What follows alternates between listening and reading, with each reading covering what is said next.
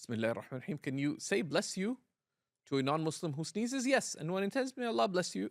One intends with the worldly good, that may Allah bless them with guidance. Yes, there's nothing wrong with that.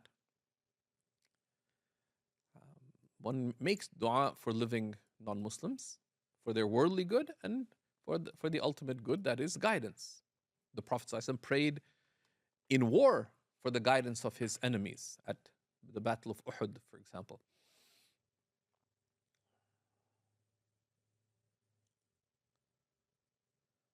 لا إله إلا الله محمد رسول الله